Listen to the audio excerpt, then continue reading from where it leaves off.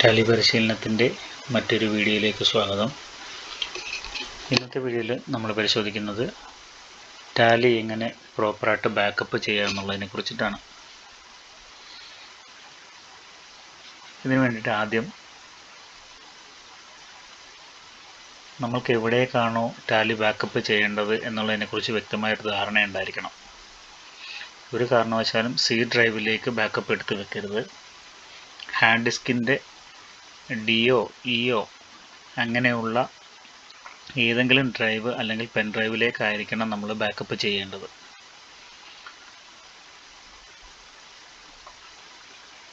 ഞാൻ എൻ്റെ സിസ്റ്റത്തിൻ്റെ ജി ഡ്രൈവിലേക്കാണ് ബാക്കപ്പ് ചെയ്യാനായിട്ട് ഉദ്ദേശിക്കുന്നത്. അപ്പോൾ നിങ്ങൾ ചെയ്യേണ്ടത്, നിങ്ങൾ എവിടേക്കാണോ ബാക്കപ്പ് ചെയ്യാൻ ഉദ്ദേശിക്കുന്നത് ആ ഡ്രൈവിൽ പോയിട്ട് ടാലി ബാക്കപ്പ് എന്ന് പറയുന്ന ഒരു ഫോൾഡർ ക്രിയേറ്റ് ചെയ്യുക. നിലവിൽ എൻ്റെ കമ്പ്യൂട്ടറിൽ ജി ഡ്രൈവിൽ ടാലി ബാക്കപ്പ് എന്ന് പറയുന്ന ഒരു ഫോൾഡർ ക്രിയേറ്റ് ചെയ്തിട്ടുണ്ട്. ഇതിലേക്ക് എങ്ങനെയാണ് സിമ്പിളായിട്ട് ബാക്കപ്പ് ചെയ്യുന്നത് എന്നുള്ളത് നോക്കാം.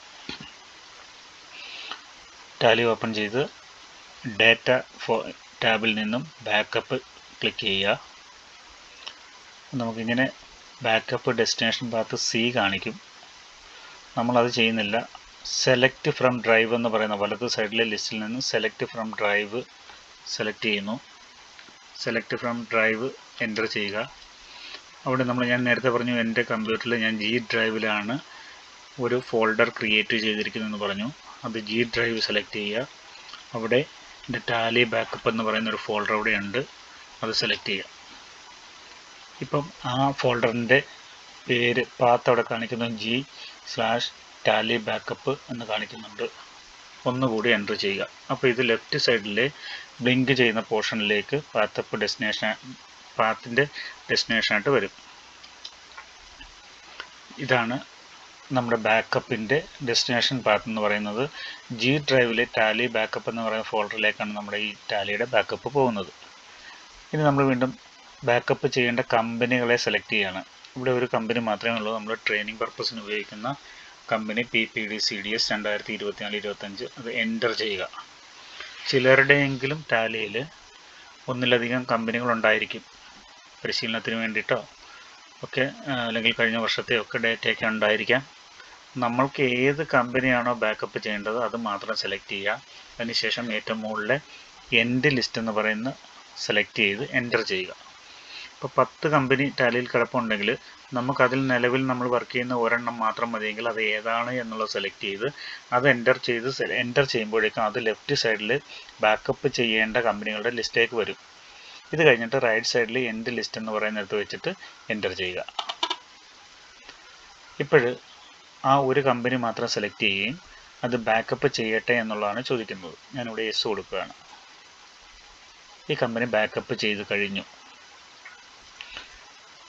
ഇത്ര മാത്രമാണ്. ഇനി നമ്മൾ ആ ജി ഡ്രൈവിലെ ടാലി ബാക്കപ്പ് എന്ന് പറയുന്ന ഫോൾഡറിൽ പോയി നോക്കിക്കഴിഞ്ഞാൽ അവിടെ ഒരു സിപ്പ് ഫയൽ ഉണ്ടാവും. ആ സിപ്പ് ഫയൽ ആണ് നമ്മുടെ ടാലിയുടെ ബാക്കപ്പ്. അത് ഓപ്പൺ ചെയ്ത് നമുക്കൊന്നും കാണാൻ കഴിയില്ല, സിപ്പ് ഫയലാണ്. അത് അൺസിപ്പ് ചെയ്തിട്ട് ടാലിയിലേക്ക് റീലോഡ് ചെയ്തെങ്കിൽ മാത്രമേ നമുക്ക് കാണാൻ കഴിയുള്ളൂ. അല്ലാതെ ബാക്കപ്പ് എന്ന് പറയുന്ന പ്രോഗ്രാം ഫയൽ മാത്രമാണ്.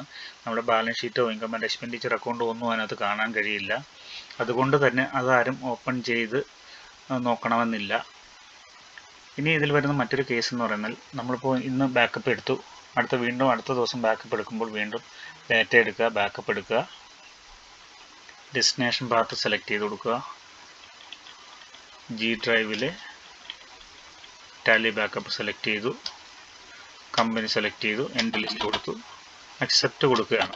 കൊടുക്കുമ്പോൾ അവിടെ ഇങ്ങനെ വാർണിംഗ് ചോദിക്കും. അതായത് ഇന്നലെ ബാക്കപ്പ് ചെയ്ത കമ്പനിയുടെ അതേ ഫോൾഡറിൽ തന്നെയാണ് ഇന്ന് നമ്മൾ ബാക്കപ്പ് ചെയ്യുന്നത്. അപ്പോൾ കഴിഞ്ഞ ദിവസത്തെ കമ്പനി മാറ്റിയിട്ട് പുതിയത് ഓവർ റൈറ്റ് ചെയ്യട്ടെ എന്നുള്ളതാണ് ചോദിക്കുന്നത്. അപ്പം നമ്മൾ യെസ് കൊടുക്കുക.